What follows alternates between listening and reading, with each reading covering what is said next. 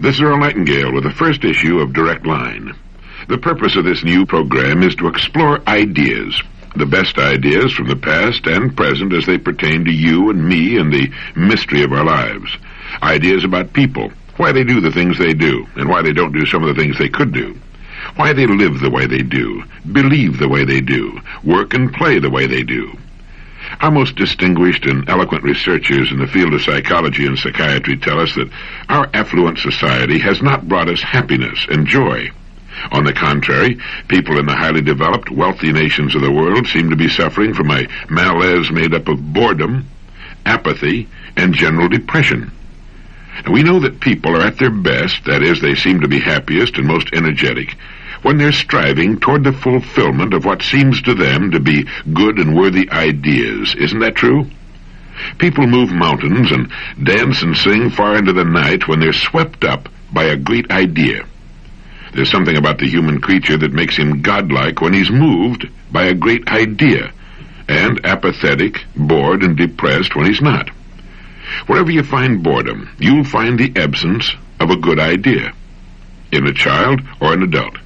People are depressed and bored when they know deep down in the very fibers of their being that the life they're living is not what it could be, not what it ought to be.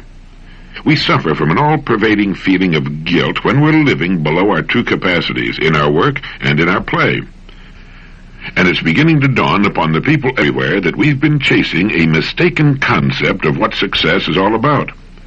We've confused means with ends. We'll find success, each of us in his own way, when we find ourselves, and when we do, all things that we want and need will be added to our lives. The journey of self-discovery, the journey into meaning, is the most exciting on earth and the most rewarding. When we're gripped by a good idea, a succession of good ideas really, because one leads to another, we're at our best, our happiest. We may not know that we're happy, but we are, and our lives are characterized by a feeling of worth, of purpose. Ideas bring the fresh, clean air of renewal into our lives, into our home lives, into our business lives. The real fun of life is in continually bridging the gap which lies between where we are and where we want to be, and from what we are to what we wish to become. There are three main departments of living with which we should concern ourselves and in which we should succeed. They are, number one, our family lives. Number two, the way we spend our days, on the job and off. And number three, our income. The purpose of this program is to help us find more meaning, more real success in each of these vital departments. First, just a word about listening. You know, when we listen, and especially to information that involves us personally, our minds only pay attention to what we're hearing until something we hear triggers an idea in our minds. Now, at that instant, our minds tune out and concentrate on the new thought. It's like lifting the tone arm on a record player. We no longer hear anything, but the record keeps turning. Now, when you hear something in direct line that sparks an idea, you tune me out for whatever time you devote to the idea. You'll do this repeatedly. The next time you listen, you'll tune out at different times. Because of the way we listen and because our attention will dart from what we're hearing to what we're thinking about, it's necessary to hear a spoken message several times just to hear it for the first time. And even weeks, months, or years later, it will spark new ideas. So if it's convenient, stop the player whenever you want to think about something you hear. Perhaps you'll want to make a note of what you've heard or think about it for some time. Then, when you're ready to resume, start the player again, and so on. If you're driving your car or if the whole family's listening, that might not be practicable. But even with stops and starts, repeated listening is necessary to make what you hear a part of your way of thinking and doing things. Unfortunately, we don't learn much from something we read only once. If it were printed, it would take time away from other things. In audio form, it can be listened to while we're doing other things, such as commuting to and from work, while traveling on business calls, while dressing, having breakfast, while relaxing after a long day, and so on. Moreover, in this form, it can be heard by all members of the family. If it were only in printed form, it's unlikely that it would be read by more than one, two at most. Another important reason for the cassette tape is that listening is our most effective and effortless way of obtaining information, the most natural way to learn anything. We learned by listening for many years as children before we learned to read. You see, we pluck ideas from speech as we might catch fish from a flowing river. We're not even conscious of the words being used. We listen for ideas. And that's what this program is all about. We learn to read by listening. And for most, reading remains something of a mechanical process from which ideas must be constructed. And finally, the spoken word carries so much more interest and flavor, so much more meaning, and an emotional impact impossible with the printed word. Well, let's begin with this great thought. It has appeared in many forms in man's literature, but I believe it was Emerson who put it best. Nature magically suits the man to his fortunes by making these the fruit of his character. We might experience some difficulty in finding out what we're really like by trying to look inward, but we have only to look about us at our fortunes, for they are the fruit of our character. The late Dr. Maslow, former president of the American Psychological Association, said you judge a person the same way you judge an apple tree, by his fruit, by what he produces. Do you go along with that? It's hard not to, isn't it? Well, what is character? My Random House on a Bridge says character is the aggregate of features and traits that form the apparent individual nature of some person or thing. My Oxford English Dictionary gives as its first definition a distinctive mark, impressed, engraved, or otherwise formed, a brand, a stamp. Any person who has had the chance to live as an adult for any appreciable length of time begins to collect about him what we can call his fortunes. They represent a merciless mirror of him as a person. They reflect his nature and constitute, in total, a distinctive mark, a brand, a stamp. Just as you can tell the name of a fruit tree by examining its fruit, you can tell a great deal about a person in the same way. And we can tell a great deal about ourselves. We surround ourselves in an environment, in circumstances, as Professor Jose Ortega y Gasset used the word, which reflect us, and which include our true beliefs. No matter how loudly we talk about what we believe in, our circumstances reflect our true beliefs. They show to others what is important to us. They reflect our degree of maturity at any given stage of our lives. You see, our fortunes are simply the sum total of what we want and believe we are qualified to receive at any given stage of our lives. For our fortunes should change. They should not just accumulate as we get older, they should change in quality. Change to reflect the changing person. If they do not change, it is an indication that we are not changing. If they do not grow in quality, it's an indication that we are not growing and maturing as persons. Our fortunes are the fruit of our character, and our character changes. Someone once said to Dr. Robert Hutchins when he was Chancellor of the University of Chicago with regard to adult education that you can't teach old dogs new tricks. To which Dr. Hutchins replied, human beings are not dogs, and education is not a bag of tricks. We can grow through knowledge with good ideas, and as we grow, our worlds will change to reflect our growth. We outgrow our old selves and shake them off like stiff cocoons, no longer big enough to contain us, and that's as it should be. That's the way a person, a family, an organization of any kind should grow. We might say that a person, or an organization, will grow in proportion to two main conditions. The first concerns his degree of receptivity. Are his windows open to the fresh breeze of renewal in the form of new ideas and creative thinking? Many persons, you know, in organizations are closed systems. They've got their windows closed and locked, apparently in the belief that they're already the repository of all useful information. We can all name such persons and such organizations, some quite large, but shrinking. The one thing that always typifies a closed system is that it ultimately begins to shrink, and it will eventually die if it stays closed long enough. Any person or persons making up the management of any sort of organization who feel no need for new ideas or who do not challenge their own beliefs from time to time are on the road down toward stagnation and decay. And the second condition governing a person's or organization's growth will be determined by the source or sources of ideas. Now, if our ideas come to us only from those by whom we're habitually surrounded, those who live much as we do, we'll tend to do little more than reiterate and fortify the ideas we already live by. That's also true in an organizational sense. A person can be said to be an organization, indeed a highly complex organization.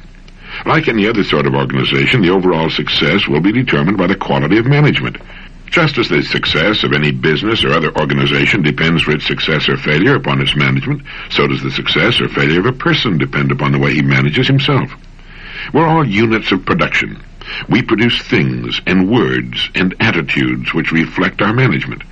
And the quality of our product, our total product, will be determined by the quality of our own self-management. Now, we can determine the quality of our overall product by simply assessing what we're being paid for it. It's true for a person, or for a business firm, or any sort of organization. And we might say the quality of our management will be determined by the quality of our ideas. The main ideas of our lives are the main roads on which we travel. So where do we get most of our ideas? When you ask about the extent of a person's education, you must ask, who were his teachers? We need to ask ourselves the same question. We can change, we can grow, and as we change and grow, our fortunes will reflect that change and growth. That our character is the architect of our fortunes is an interesting idea, isn't it? It's so interesting that it could bring about a significant change in our way of living. It could modify or completely change our goals in life. It gives us a way of assessing the quality and the importance of the product we're producing in each of our important divisions. Let's say a company has 3 divisions. 2 are doing well, 1 is losing money. Now, the one that's losing money, provided it's been losing money for some time, would seem to indicate that it has poor management, or else it produces a product or service without sufficient demand on the part of those it would serve. Now, the same can be said to be true of the different departments of our lives. Quite often a person will be great in one department and poor in another. Great on the job at making a living, perhaps, but poor at home, or great at home and poor on the job. I think we can safely say that every relatively normal person wants to succeed in each of the 3 main departments of living. In his family life, in the way he spends his days, that is, the work he's chosen and the way he chooses to spend his free time. It's surprising, how many people tend to forget that they chose their work of their own free will, just as they chose their spouses of their own free will, and the main direction of their lives of their own free will. And we all want to succeed in the income department. That is, we want an income sufficient to fulfill our wants, not just our needs, but our wants as well. Now, we control our rewards in each of these departments. If we've been adults for any real length of time, and if we've achieved any real maturity, we must admit to ourselves that our rewards in each department are commensurate with our management, with our success in interacting with those upon whom our success depends. Now, that's an idea we will accept or reject, depending upon whether our windows are open or closed. I mentioned earlier that we often confuse means with ends. For example, an automobile is a means to an end. It's a means of getting from point A to point B. Money is a means to an end. It's the means to the kind of life we want to live. It represents financial security now and in our later years. It represents good health, education, travel, a good home, and so forth. Now, in our society, these means to ends and others have often been confused with ends. The automobile or money in itself has become an object of veneration, not for what it will do for us to make life more convenient and more pleasurable, but rather for what it is in itself. We tend to worship objects in our society. And finally, we find ourselves in possession of all the objects we ever wanted, and we stand in the middle of them and look at them and come to the realization that they're not enough, not nearly enough. A human being needs more, much more than a pile of objects, important as some of them are. And that's one of the reasons we find so much depression, so much boredom and apathy about us. People have what they wanted. Why aren't they happy? Could it be that they've not moved on to other, larger, and more worthwhile goals? I think so. George Bernard Shaw said that it is the first duty of every man not to be poor. I agree with that. Poverty has never brought happiness. We see it staring from the hunger-ravaged faces of the world's underprivileged. We see it in our ghettos. But there are 2 kinds of income, psychic and tangible. Now, psychic income is the income of the mind and feelings, the kind we get when we look at our loved ones or when we've done a good job. Psychic income is the income the firemen get roaring through town with the sirens screaming. It's the income a police officer knows when he straps on his revolver and assumes the authority of his uniform. There's psychic income that comes with a promotion, with the executive suite. It's excitement and satisfaction, and it's perhaps the most important income we receive from our life's work. We can make a living, we can get rich doing many things, but psychic riches come from being in the kind of work we like, doing the things we want to do. Conrad Lorenz, in his excellent book, On Aggression, tells us that the drive to fulfill oneself to realize, if possible, the potential of one's unique endowment is coded in our genetic instructions.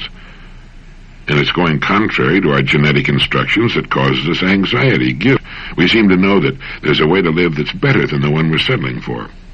Now, family, school, society all work to fit us into established pigeonholes, and for some it's fine. For others, the shoe doesn't fit. It hurts. It rubs and chafes and can become agonizingly painful. No psychic income there. So those must seek it off the job in hobbies and avocations, or change the job. But we need to get it somewhere. Psychic income is an important part of our income picture. As to financial income, it should meet our requirements. What those requirements are is a matter of individual taste. Our income should be sufficient for us to live in the style we most enjoy, have the things we think are important, do the things we want to do, see the places we want to see, and perhaps help others who didn't manage or couldn't manage to work it out for themselves. In a society such as ours, it can be said that not every person can find the kind of gainful employment that forms a perfect fit with his aptitudes, likes, and dislikes. Many factors work to hold a person in a particular place and at a particular job other than the amiability of the job itself. But I do believe that almost every thinking, growing, maturing person can find the work he enjoys. And for the rest, the deep sources of satisfaction and interest can come from experiences not connected with their work. For some, their work is the very mainstay of their lives. For others, it's simply the means to an end. Many people are quite content to not work at all. Most retired people enjoy their retirement and wouldn't change things for the world. But for some, active, mind-engaging work is as necessary as food and drink. For many women, running a home, raising their children, caring for their husbands, and 1,001 things necessary to that life are more than enough for all the satisfaction they need. They're quite content with their lives, as they should be. For other women, such a life is unthinkable, the way to madness. They need other interests, other lives. To expect that 50% of the human race should be content with keeping house and raising a family is ridiculous. It's as ridiculous as it would be to expect all men to be lawyers or bricklayers. A woman can want the love and companionship of a man and perhaps a family, without at the same time having an aptitude or even an interest in keeping house. She might prefer to be a brain surgeon, a teacher, a business executive, or any one of the 200,000 possible occupations in our society. We've been taught to live within our means, and it's good advice for a company, a country, or a person. But what are our means? Have we explored our means? Do we know what our real means are? People say a person shouldn't reach beyond his capacity. It'll only end in frustration and disappointment. What is a person's capacity? How is he to find out what it is unless he reaches? The man and wife in the so-called average home on an average street in an average town haven't the faintest notion, as a rule, that they can sit down at the kitchen table, make a list of everything they want, number the items on the list in the order of their importance to them, and then get everything on that list in 5 years, certainly in 10. An American labor leader once commented that the American people can have anything they want. The trouble is that they don't know what they want, and this most certainly applies to income. A British survey team discovered that the average American family believes that happiness can be guaranteed with a 20% increase in income. It's obvious that most people haven't the foggiest notion as to what constitutes happiness. How does a person increase his income to the point where it more comfortably meets his needs, his present needs, and his savings and investment needs for the future? A good first step is to realize that everything we want, other people have, and will give us if we earn it. $1 from just 10% of the families in the United States would come to $7 million. Our income is in the hands of others. If our income is not what we want it to be, we must examine our product and our management. We have failed to qualify for it, or have lacked the courage and ideas to go after it. Thoreau said, "We have only to move confidently in the direction of our dreams to meet with a success unexpected in common hours." Interesting idea, isn't it? There's an exciting, renewing idea. We have only to move confidently in the direction of our dreams to meet with a success unexpected in common hours. The direction of our dreams is often nothing more than our genetic instructions, than our subconscious, our natural propensities, whatever we want to call it, trying to point us in the right direction. The minute we begin to move in the direction that's right for us, things start going our way. We begin to get lucky, as they say. So we need to ask ourselves, am I moving in the direction of my dreams? Or am I playing lockstep with millions of other people because of some stereotyped idea I picked up from people who don't know any more than I do, maybe less? People who perhaps have not proved in their own lives that they're experts when it comes to living successfully. Eric Hoffer put it pretty well when he said, we're taught not to waste time and raised to waste our lives. Something to think about. So a person, standing back and assessing the three main departments of his life, and understanding that his fortunes are the fruit of his character, gets a pretty good look at himself as manager of himself and whatever else he manages. I think, too, that it's a good idea to reassess our priorities from time to time. What is really important and what isn't? The mature person has this question pretty well straight in his mind. His goals, his needs are his own. They do not necessarily mirror those of the majority of other people. I think we'd be safe to say that with the mature person, his goals and what he considers to be important in his life will not be those held by the majority. The fact that he has goals sets him apart. Recent research into the modern plague of cardiovascular disease, with millions dying of heart disease years before they should, has turned up convincing evidence that we're bringing heart disease upon ourselves because of our lifestyle, our penchant for speed simply for speed's sake, by our impatience at delay, by our headlong rush toward what? Where? Where are we going? What's the hurry? The maturing person agrees with the great Swiss psychologist and psychiatrist Carl Jung, who said, the supreme goal of man is to fulfill himself as a creative, unique individual according to his own innate potentialities and within the limits of reality. And we can do that without a headlong, frenetic charge. You know, when we study golf under a good instructor, we're amazed to learn that an easy, slow, rhythmical swing gets the best results in direction and distance. As my good friend Julius Boros says, swing easy, but hit hard. It's the same in tennis, any sport. It's balance, it's rhythm. My good friend Herb True dropped in the office the other day and said, you know, we Catholics are on the birth control bandwagon too. It's just that we're in the rhythm section. It's good to remember, where our businesses are concerned, where our lives are concerned, it's quality and balance. It's living in balance that counts, that gets the best results, always. We'll live longer and in better health, do better, and enjoy it more. Unless we're doing piecework, it isn't the time we put in, it's the ideas we get and put to work. Everything we see about us that's man-made was once an idea in the mind of one person. Our ideas can be just as good. It takes maturity to realize that, as a rule, happiness and contentment do not come when we reach our goals. We're amazed to find that we were happier, more contented when we were striving toward them. I remember reading a comment by a New York University professor that went something to the effect that while dissatisfaction may be uncomfortable, the real disasters in life occur when we get what we want. He was referring to some of the larger goals of society, but the same thing often applies to us as persons. When we stop striving toward something new, something we find worthwhile and interesting, we begin to die. It's believed that's why teachers, scientists, writers, philosophers, farmers, and others who constantly have something new to look forward to tend to live such long, healthy lives. The teacher has a new class every year. The scientist is always working on a new, tough problem. The writer has a new book or article to do. The philosopher is forever uncovering new, interesting information, fresh ideas. And the farmer has the renewal of new crops and animals about him, a new season to work toward. Many others fit into the same category. Those who do not tend to live shorter lives. With no new place to go, they simply stop sooner. A generalization, of course, but it tends to work out. Incidentally, heart attacks, contrary to popular opinion, are not common among leaders in business and industry, in government and education. The leaders usually enjoy excellent health and have learned to live in balance. It's the people in the levels below the top who permit themselves to be skimmed off years before their time. It's been said that a heart attack is nature's way of telling us to slow down or change our habits, or both. It's a rude lesson, often fatal, but that's nature's way. How did Huxley put it? He compared living to playing a game of chess with an invisible opponent who's always strictly fair and just, but who never overlooks a mistake. If we play ill, he said, we are checkmated, without haste, but without remorse.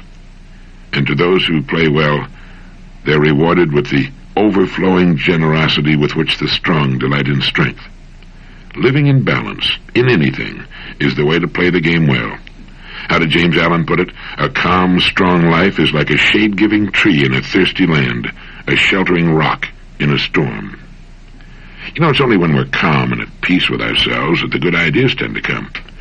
I think that's why we so often get our best ideas early in the morning or while doing something that's totally routine, such as shaving, showering, driving the car, or walking alone. Most people do not do much creative thinking, you know. In fact, they've been put down so many times as youngsters they've learned to distrust their own ideas, doubt their own ability to get worthwhile ideas. Our mind, and no one knows what the mind is, incidentally, or even where it is. The ancient Greeks thought for a while it was located in the liver. Our mind comes as standard equipment at birth. But since the demands put upon it are relatively small and it's not required to come up with new ideas, it soon falls into disuse.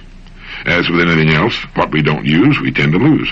And so it's easy to forget or never learn that we own free and clear the most amazing agency ever to appear on Earth, the human mind, all of it, whatever it is, subconscious and conscious, seeming to draw as it does on the mysterious stuff of the universe, past and present. You know, there's a system for creative thinking. Perhaps you're familiar with it. First, you define the problem. Put it on paper. Quite often, just defining it leads to a solution. The next step is to begin gathering data with regard to the idea. We need to find out all we can about the possible ways in which such an idea might be solved. We need to read about it, talk to people who've had similar problems, find out all we can about it. Next, we need to write down possible solutions. Think about possible solutions. Turn the problem every way but loose. Worry it like a puppy with a slipper. If it has to do with a product, can it be made larger, smaller, a different shape or color, simpler? You know, it's generally believed that in order to produce a product of excellent quality, it must cost more. The old dichotomy still hangs on the idea that if something is inexpensive, it must not be of the highest quality. Well, that's ridiculous. It can be inexpensive and still be of excellent quality. Think in terms of simplification. Can the superfluous be taken away? Sometimes a superior product must cost more because of the quality of its components and manufacture, but not necessarily. Since World War II, we've seen some excellent products turned out at very reasonable cost. After you've thought about it until you begin to dream about it and talk to yourself about it, then forget it. Let it slip down into the great cooker of your subconscious mind, where the archetypes of your racial memory and your genetic wizardry and 10 million ancestors can all work on it and hold it up against 1,000 solutions. The mind is like a supercomputer. It'll work on a problem while we're doing other things. Let it cook as long as it needs to, and then, one bright morning, if you're like I am, it'll usually wake you up at about 4 in the morning. The answer will pop into your mind as clear and simple and perfect as anything you ever saw in your life. You then yell Eureka, leap out of bed, and write the answer down on a piece of paper as fast as you can. If you don't, the idea can slip away as quietly and mysteriously as it came, and you can spend the next 20 years trying to recall it. The next step is to put the solution to work and stay with it to completion. Don't try to play it too safe. Nobody ever got to second base trying to keep one foot on first. Either you have confidence in your ideas or you don't. Getting good ideas is only about 10% of the job. The 90% is the follow-through. The person who will follow a good idea through to completion is one of the most valuable people in our society. Every problem is an opportunity. Our opportunities are an exact ratio to our problems.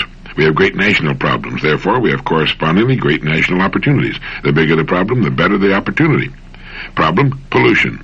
Great industries employing many hundreds of thousands, perhaps millions of people will be built upon the problems of air, land, noise, and water pollution.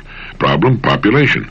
Population means people, and whether you're serving their growing needs or helping them to hold their numbers in check, you've got opportunities. Millions are already being earned in these problem areas. There seem to be two main classifications of people in the world, the big group, which is made up of those who are part of the problem, and the small group made up of those who are part of the answer. Which group we choose to be in is up to us.